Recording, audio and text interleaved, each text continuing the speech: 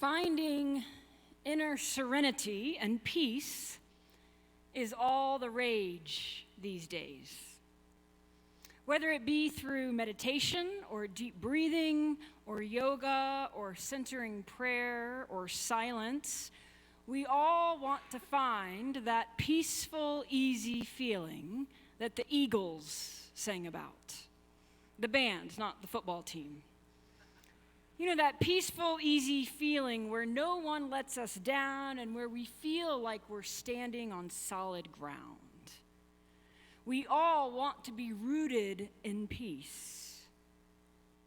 And yet, life happens, doesn't it? And it seems like, more often than not, we are rooted in struggle instead. And the struggle is real. Today's text invites us to kind of reframe how we view struggle.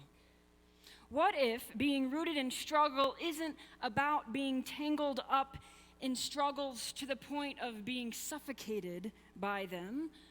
But what if being rooted in struggle is about being held and embraced in the midst of our struggles, to the point where we are actually blessed by God and seen by God? In today's stories, we see the wounding that comes from struggle and the wisdom that comes from struggle, both. Now, to understand where we're landing today, we have to kind of go back a bit, because we've skipped a few chapters from last week. So, last week, we learned about the birth of Isaac, Abraham and Sarah's son. Isaac is born. It's a great gift. His name means laughter, and he grows up, and as he gets to be an adult man, he starts to look for a wife of his own. And he's in a field praying one day, and he meets Rebecca, who comes along in a caravan, and she's filling up her jug at the well. And they meet, they get married, and fun fact, Isaac is the only one of the patriarchs in Genesis who had only one wife. Points for Isaac. So Isaac and Rebecca are married for a while. They go 20 years without having children, but finally they have twins, Jacob and Esau. And our story today is about a wrestling match that involves Jacob as a grown man, but you should know that Jacob has been a wrestler since birth. Jacob and Esau were even wrestling in the womb, and Esau was born first, but Jacob comes out of the womb gripping Esau's heel. That's where he gets his name, Yaakov, Jacob, which means supplanter, or heel, or deceiver, or trickster. There's all kinds of meanings when you look at the Hebrew word. But all of these words create quite a foreshadowing for Jacob's life, not least of which is the fact that Jacob deceives his elderly, ailing father. He tricks his father into giving him both the birthright and the blessing that is due to the firstborn, that's due to Esau. And so, in fact, you can imagine that Esau is not happy with Jacob because of this. Now, that whole situation is another story that you can read about in the scriptures, but it sets the stage for today. Because Jacob's mom, Rebecca, realizes how angry Esau is at Jacob. She's afraid that Esau is going to kill him, and so she helps Jacob flee to another land, to the land of Haran, which is where her brother lives. And so Jacob ends up working for his uncle Laban for over 20 years, and again, you can read about their tumultuous, doubly deceiving relationship in Genesis 29 through 31. The Bible is full of great stories, by the way. It can keep up with Hollywood. So lest you ever be bored, just turn to Genesis and start reading. But once you read about that relationship, you can see how much this history of struggling and striving and deceiving and tricking has followed Jacob through his life. And at the end of those 20 years, he and Laban end up in an okay place. At this point, Jacob has 2 wives and 2 maidservants, a lot of other people in his care, and a lot of livestock. And God sends Jacob a message after all of these years that it's time for him to return home. So Jacob takes flight again, but this time he's not empty-handed. He has this whole entourage of people and animals with him. And you'd think that would mean he would be safe, but there was just this one catch. He had to cross the path of his brother Esau in order to get home. And the prospect of facing his brother scares Jacob big time. He believes that Esau still wants him dead. So in his fear and anxiety, Jacob sends some messengers on ahead of him to talk with his brother and, test the waters, right, to see how things are. And sure enough, what he learns is that Esau has 400 men with him. This is not a comforting thought to Jacob. So he divides his entourage into two camps, and he sends one convoy ahead of him with gifts in hopes of appeasing Esau, for apologizing for all that he's done to him in his life. Or maybe it's just a protection or a buffer, like Esau can kill those guys first before getting to me. We don't really know, but whatever the reason, Jacob doesn't want to be on the front lines. So he comes to this boundary that's between the land of his uncle Laban and the land of his brother Esau, this boundary that is the Jabbok River.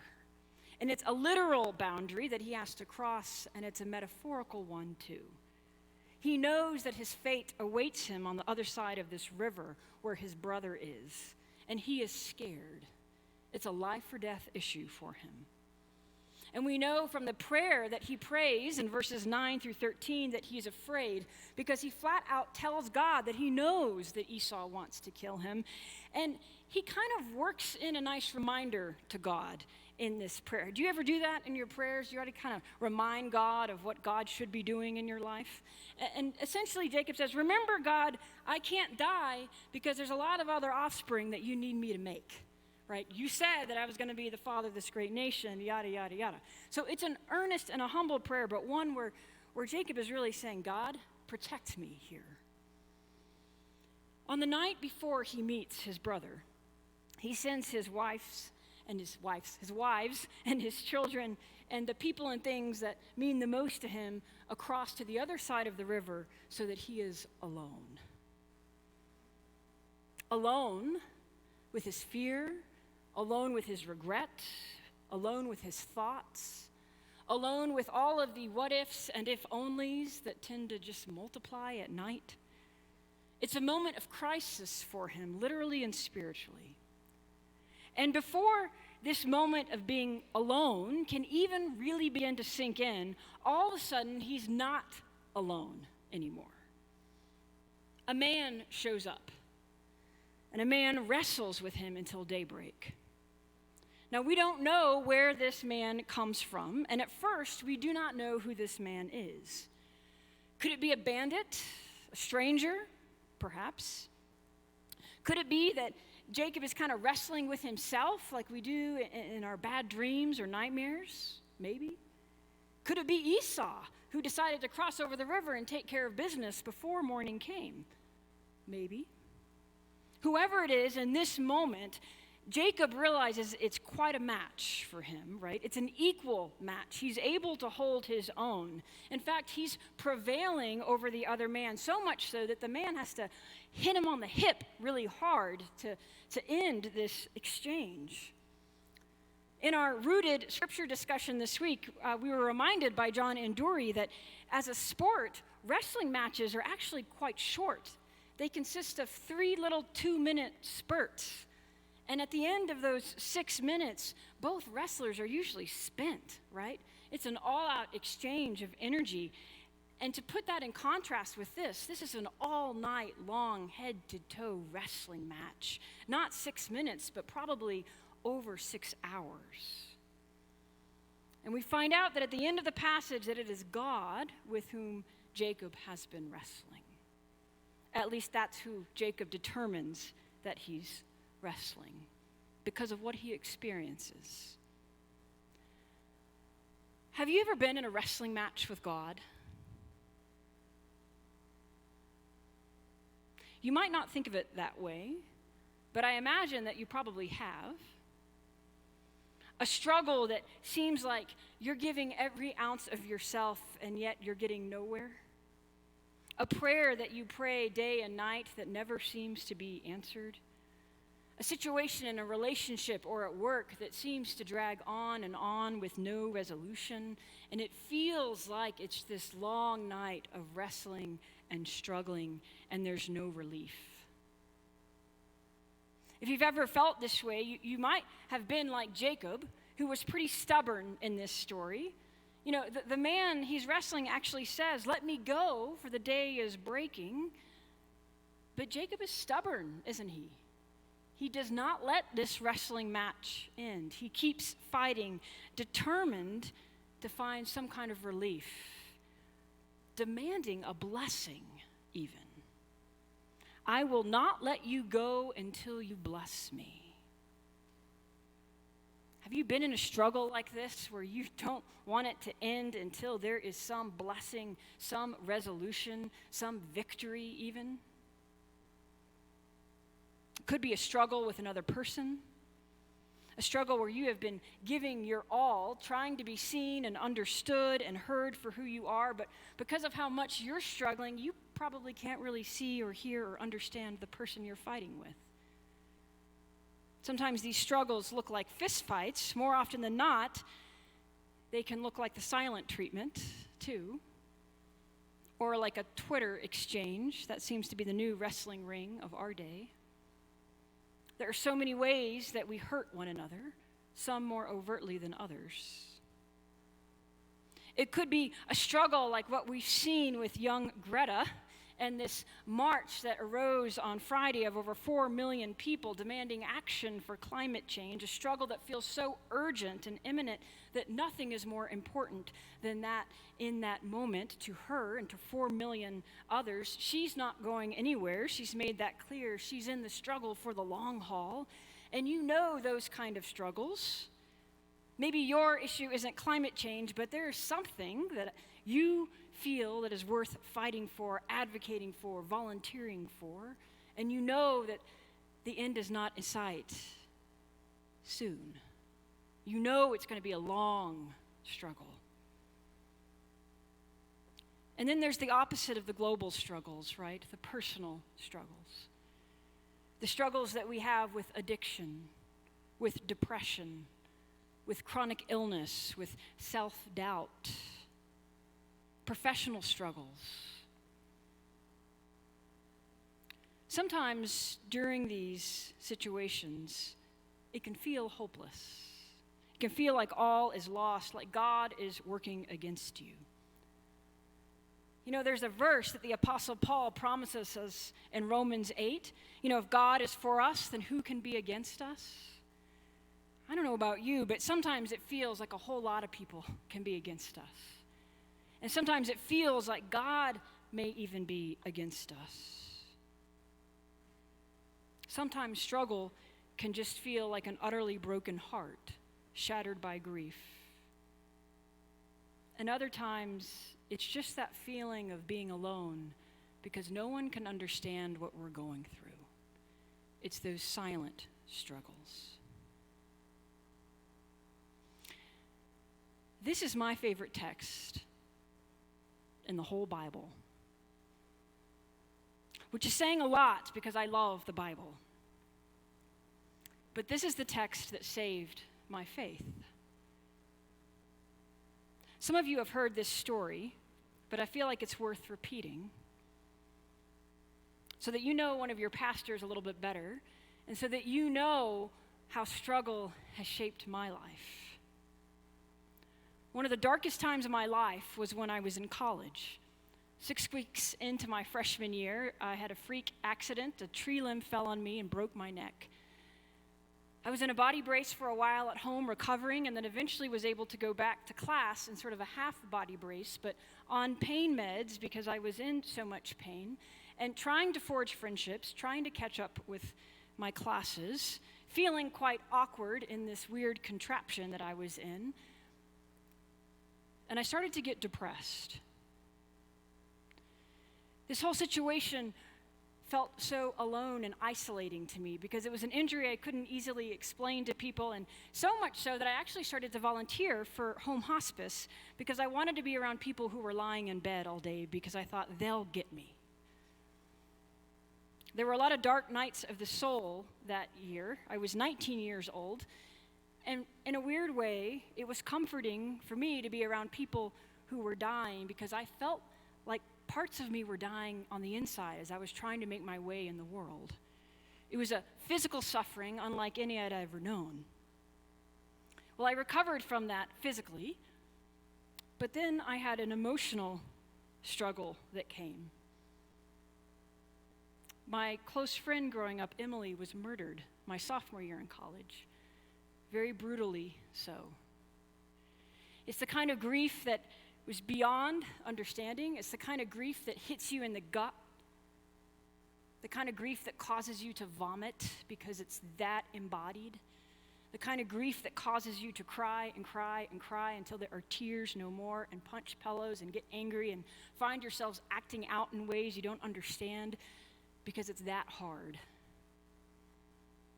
I remember as I journeyed through that time with her mom and with my pastor and church, we were all struggling so hard to understand why this had happened, when really there was no answer to why it had happened. It just was horrible. It was a horrible thing that happened. It caused nightmares, and the grief is still there. I still wonder what her life would be like. And I still revel in all the wonderful memories we share. 3 weeks after she died, 9/11 happened. And all of a sudden I was put into this place of almost having a feeling of relief, because I had been walking around in the world with that cloud of grief, that cloud of fog, when someone in your life dies and you feel like the rest of the world is just going on like nothing has happened, but your world has stopped.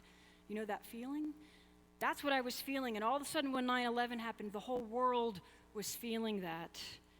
I didn't wish that suffering on anyone, but it meant I didn't have to pretend anymore. Everyone was hurting, everyone was questioning, everyone was angry and doubting, and everyone was coming together in beautiful ways too. Now you'd think that faith in God would have helped me get through all of that time, and looking back on it, I think it did. But in the lived time of that experience, in real time, it was a time of doubt and questioning for me that I was clinging to fiercely.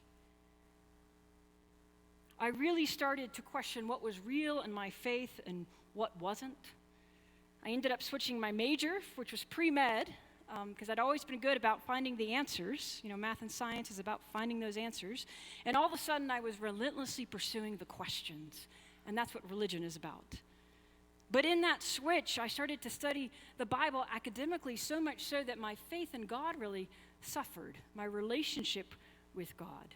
At least I thought it did at the time. I was feeling the tragedy of not just my life, but the world in a whole new way. I was seeing how people were suffering in a way that I couldn't justify, right? How could God let this happen?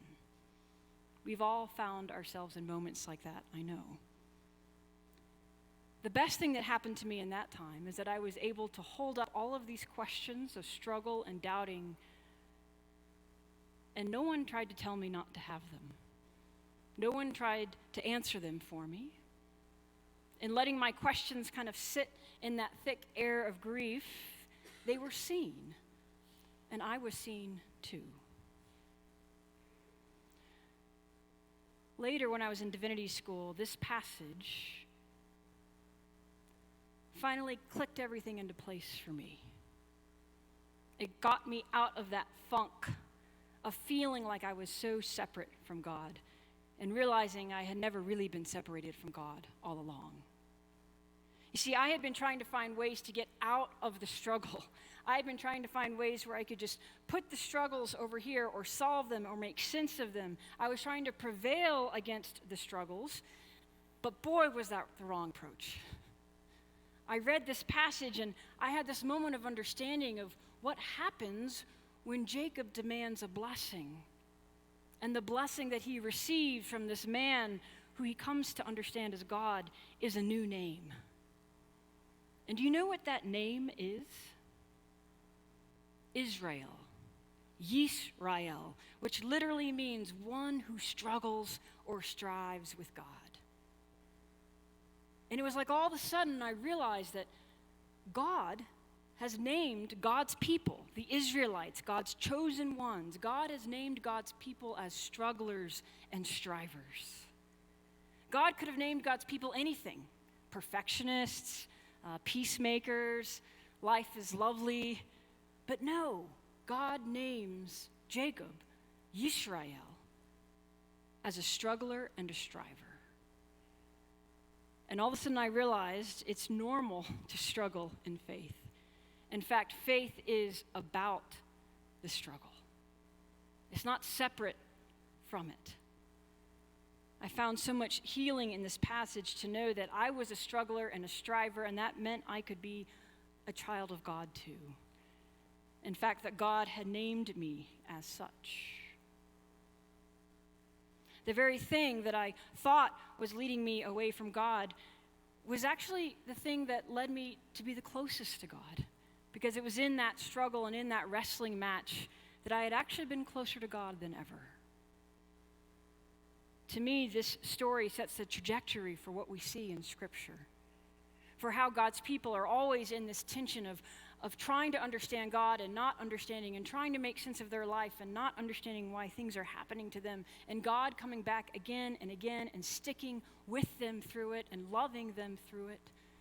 And it's the same story we see in Jesus. It's the suffering that ends up being our salvation. In the suffering, not away from it. As a pastor, I've heard so many of your stories, and I know that my story is your story too. We all suffer, we all struggle. I guess I just want to remind you today that when you feel like in your struggles you're really far from God, open Genesis 32. Read this story. Remember that God is with you in the struggle. That your faith is not weak because you're struggling. Your faith is strong because of your struggle. The last thing to point out about this text is simply that Jacob, in this wrestling match, says that he's going to call this place Peniel because he has seen the face of God. He has seen the face of God in his struggle. Well, you know what happens the next morning? He wakes up, he faces his brother Esau, and Esau doesn't attack him. Esau runs to him. They embrace and they weep together. And Jacob says, "For truly, since you have received me with such favor, to see your face is like seeing the face of God." And he uses that same word, Peniel, again. This is the good news, my friends, that the face of God is found in both the struggle and in the reconciliation. That the face of God is found in all of our lives. And there is no place in our lives where God cannot be seen. May we all remember that.